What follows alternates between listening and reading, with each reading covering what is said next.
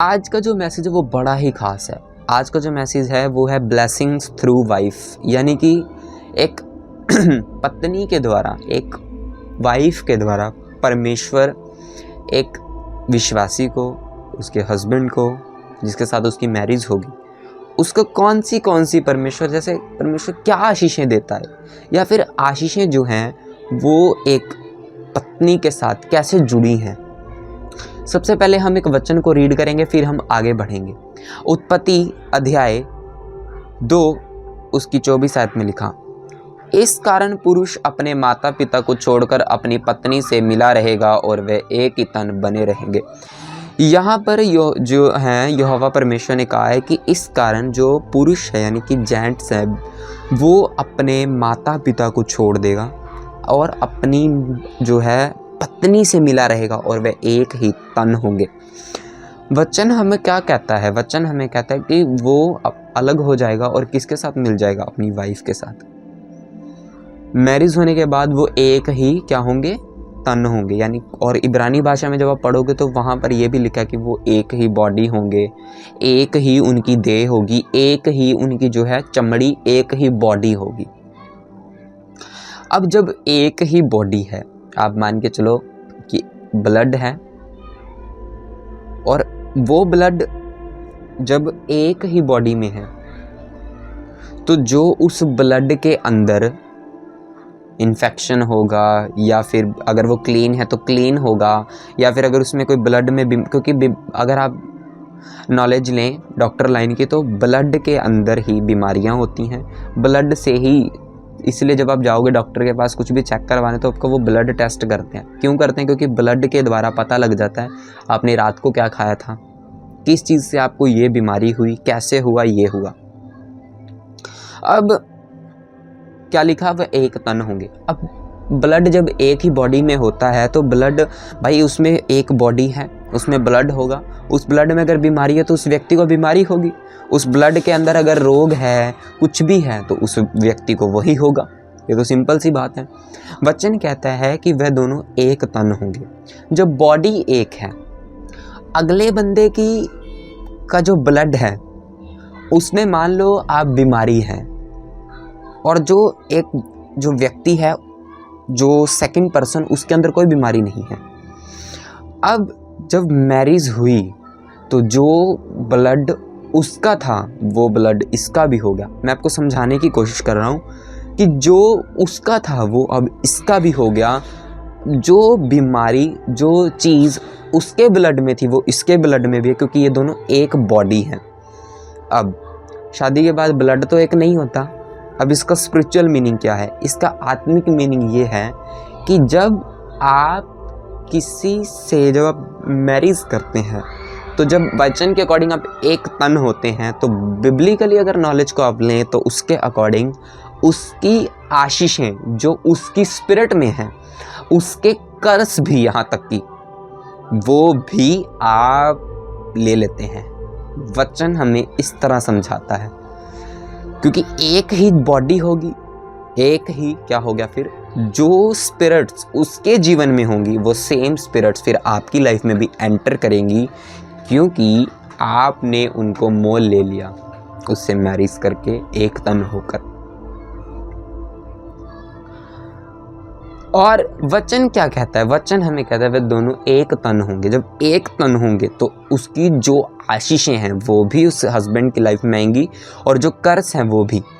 अब जो व्यक्ति इसीलिए यहोवा परमेश्वर ने कहा था कि तुम अन्य जातियों में मैरिज मत करना।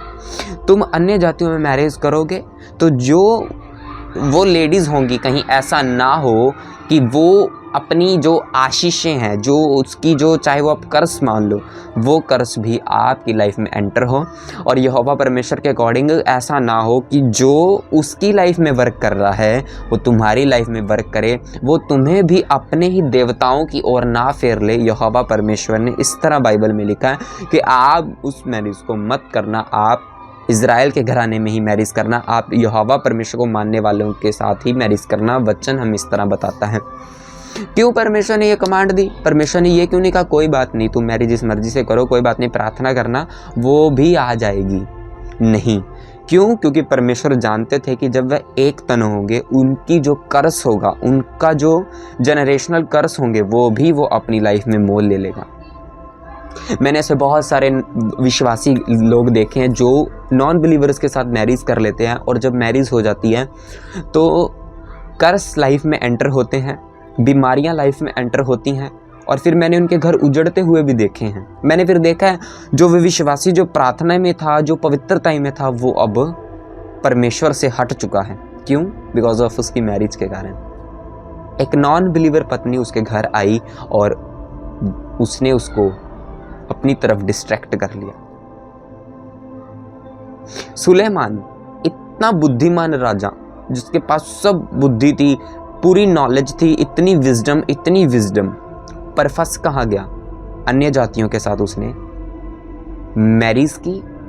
परमेश्वर इस बात से नाराज नहीं थे कि उसने अन्य जातियों के साथ मैरिज की, बल्कि इस बात से नाराज हुए परमेश्वर क्योंकि अन्य जातियों ने, जो औरतें थी, वो उन्होंने उसका मन अपने देवताओं की ओर कर लिया था। फिर जो कर्स उनकी लाइफ में थे, उन लड़कियों की लाइफ में, वो सेम कर्स फिर उसकी लाइफ में भी आए। शिमशोन क्यों मारा गया? इसीलिए मारा गया क्योंकि व्यभिचार ने उसकी आंखें अंधी कर दी थी। व्यभिचार उस पे आ गया था। उसकी जो पत्नी थी, जिसको हम पत्नी कह सकते हैं, जो उसको बार बार धोखा दे रही थी। अच्छा तू अब मुझे बता कि क्या होगा अब? अच्छा तू मुझे बता, तेरी सीक्रेट क्या, तेरी पावर का तेरी सीक्रेट क्या? बार बार वो उसे झूठ बोलता और वो उसे बार बार पकड़वाती और मरवाती। तो उसको इतनी बुद्धि नहीं थी, इतनी समझ नहीं थी कि वो बार बार मुझे पकड़वा रही। क्यों? क्योंकि व्यभिचार के कारण जब एक बंदा व्यभिचार में फंस जाता है तो उसकी आंखें बंद हो जाती हैं, उस पर एक पर्दा गिर जाता है, फिर वो ऐसा हो जाता है, उसे कुछ नहीं दिखता, वो कहाँ जा रहा है उसे कुछ नहीं दिखता, बस वो व्यभिचार में अंधा हो जाता है। सेम इसी तरह आज विश्वासियों का जीवन है। वो ये नहीं देखते कि जो लेडी है, जो वो लड़की है, क्या वो पवित्रता में है, क्या वो भवन में जाती है। अगर वो भवन में जा रही है, अगर वो परमेश्वर के साथ जुड़ी हुई है, तो क्यों ना मैं प्रार्थना में रखूं, क्यों ना मैं परमेश्वर से कहूं कि प्रभु तूने देखना है, क्यों ना मैं प्रार्थना करूं। मान के चलो आपके पास किसी लड़की का रिश्ता आया, आपने उसको देखा, आप फिर उसको जांचो, परखो, प्रार्थना करो उसके लिए। पहले मैं आपको बताता हूँ कि अगर वो सुंदर है तो मैरिज मत करो।